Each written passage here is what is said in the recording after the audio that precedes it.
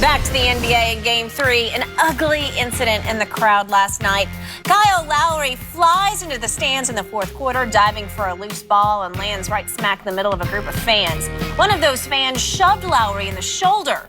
Security ejected that fan for the incident. After the game, Lowry talked about what should happen now to that fan. Take a listen. As for that fan, there's no place in him for that. You know, he had no reason to touch me. He had no reason to reach over 2 seats and then say some vulgar language to me.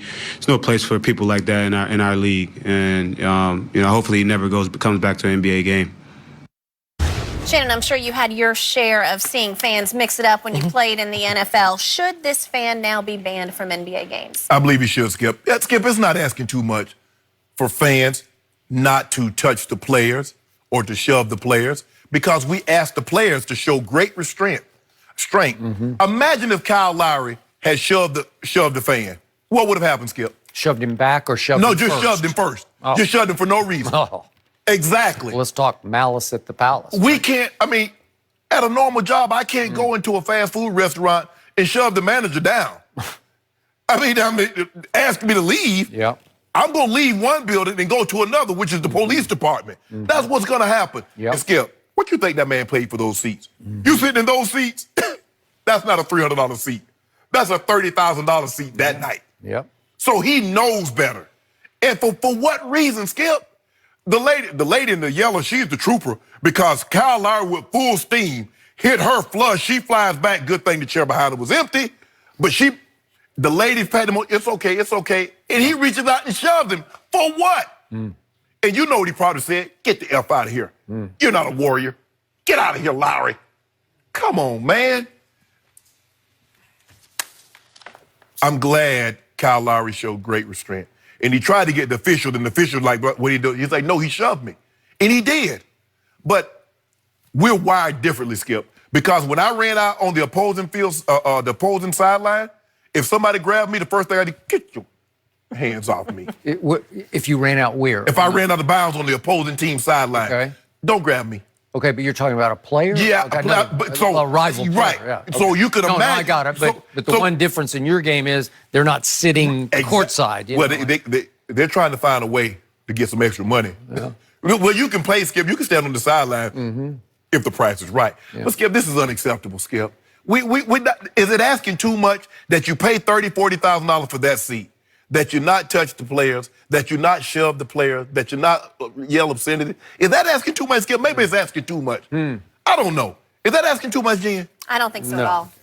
By the way, in football, even if they were sitting on the edge of the field, you're in helmets and pads. I'm not sure anybody's going to shove you. You know, like I could be wrong. They don't want to get run over by us, because you sitting that close and we come with a head of steam with helmet and shoulder pads, somebody go get hurt. I agree with what you just said. He deserves a lifetime ban, as harsh as that seems for a shove, but it crossed the line. Right. It went completely over the edge, and it could have led to a really dangerous situation thereafter. Unfortunately, it did not, because, to your point, Kyle Lowry's a tough young man. He's a bulldog defender, and he plays hard. And he's running hot at that point, and it's still a game. It's still a little dicey. And if somebody shoves him in the spur of the moment, he might have, you just want to defend yourself and shove back. Right. And he didn't. He turned to the referee. You believe in this? And they said that the guy was ejected thereafter. So let's reconstruct the situation. So it's 10-17 left in the game, and the Raptors are up 10, but it still feels a little dicey. It's a close game, yes. Okay. 96-86. And Quinn Cook, little big heart that he is, he drives again for the second time. He tries to get to the rim, and Serge says, I'm a blocker. I've led this league in blocks twice. And he doesn't just block it, he swats it. Yeah. And it's going out of bounds. And Kyle Lowry says, I got to save that basketball. I'm going to risk my body to go save it. Unfortunately, he's about to risk a whole bunch of bodies because he goes as dangerously flying into the crowd as I think I've ever seen. This was full speed dive. Right. And fortunately, let you know it's the finals. It's the finals, correct. Fortunately, the woman who was occupying the first courtside seat, the woman in white, was standing up. Right. And so she was out of harm's way, so he got a clean shot through her seat.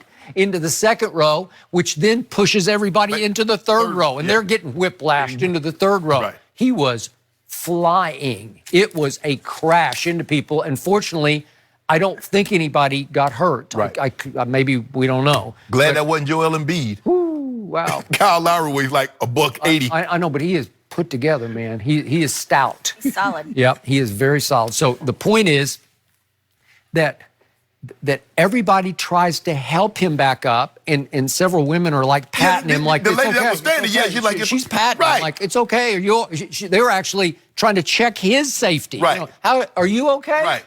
And as he gets up, the one guy who was also completely out of harm's way, who was not involved, at least you could give him a little bit of break if he got run over. Right. He didn't get touched. Didn't touch. Right? No. And then he leans all the way over and hard shoves him. Right. Well, that's out of bounds. Yeah. Okay. And I don't know what the vulgar language was. Oftentimes in these situations. But you heard it. He said something. You can look at him. He said something. He said something. Fortunately, we didn't have an N-word situation Right. here, but he did say something. Right. And here's the great irony, and I want to make this bigger picture point. That crowd, I know that crowd, and it's very loud there, but they've never been considered like the Raiders crowd or the Eagles crowd. That's or a totally like, different crowd. Like nasty, dangerous, it's not like that there. So let's not condemn the many for the one. Right. But the one was out of bounds. Right. So the one, I know lifetime ban is harsh, but to me, as Kyle Lowry quickly pointed out afterward, I don't have any recourse. You can't let him do that to me and get away with it without punishing him for good. Right. Because I didn't respond. Right. And we know we had Ron Artest on last week talking about the malice in the palace. And Ron's point was, in my neighborhood, if you throw a cup of ice on me, I'm going to respond. We got to handle you. Unfortunately, you weren't in your neighborhood. You were in the palace in Auburn Hills, right? Okay, but everything, all hell was breaking loose already on the court, and Ben Wallace is throwing all kinds of headbands. He took everything he had and threw it at him. They're not throwing, they're not teching him. He got no technical fouls. And all of a sudden, that guy sitting, what was his name? Green, somebody Green, I don't forget. But he just decides, I'm going to try to lob my cup. It's a Diet Coke, but it had a lot of ice. I'm going to lob it. And Ron, who's laying on the scores, the therapist had told him, when in doubt, just lay down. Go lay down. Just lie back on the scores table. Unfortunately, I think that further. They looked at it. This going on, and you being disrespectful, laying down on the table like you at your home. Okay. Yeah, and we'll get you up. Indiana was kicking their tails. They were. It was in November, so it was early game. And all of a sudden, Ron says, you can't do that to me. Well, the point is, Kyle could have said, you can't do that to me. Right. He reaches clear across the seat that's unoccupied. Yep. So he had no reason. But Skip, even if somebody runs into, and we see it all the time, guys get nachos and women, children get nachos and soda and beer spilled on them. It's called assumption of the risk. Yeah. Guys are going to come into the stands. Balls are going to come into the stands, and it happens. You can't get upset because you paid for that. You paid for the access to be as close to the action without being on the court as you possibly can. One of the rules is you get close, but you can't step over. Why are you touching him? Like when the players want you to touch him, when you stick your hand out, when LeBron or Russ and you guys, they'll slap your hand if they want to be touched. But you don't take it upon yourself. See? Now, if he'd caught him with a two-piece, how would he react? Why would you react like that? Why would you put your hands on him? Why is Skip? I just want to help me understand this. Why is it so hard for people to keep their hands to themselves? That's a little psycho, actually. That's rule 101. Yep. Keep your hands to yourself. And for me, I'm like, look, treat me at my workplace like you would if you saw me walking down the street. Would you walk up to me and shove me down? Me? No, I'm just saying. I might think about it, but I don't. Then I would. I'm talking about fans. No. If you saw, would you shove the guy down? No. Would you throw something on him? And there's a fan conduct code card in every seat at the beginning of every game. Right. Yeah. And why grown adults need that written out, I'm not sure, but there was no excuse for it, and Kyle Lowry handled it. You handled it with a lot beautiful, of Kyle. class. He did. Way to go. And you rewarded, dropped that 23 on him. As for that fan, there is no place for that. He had no reason to touch me. That's what Kyle Lowry said. So certainly kudos to Kyle for handling that well. So big question now, are the Raptors in control of this series now? We've got Chris Broussard coming up next to help us break that one down. We're back in just a moment.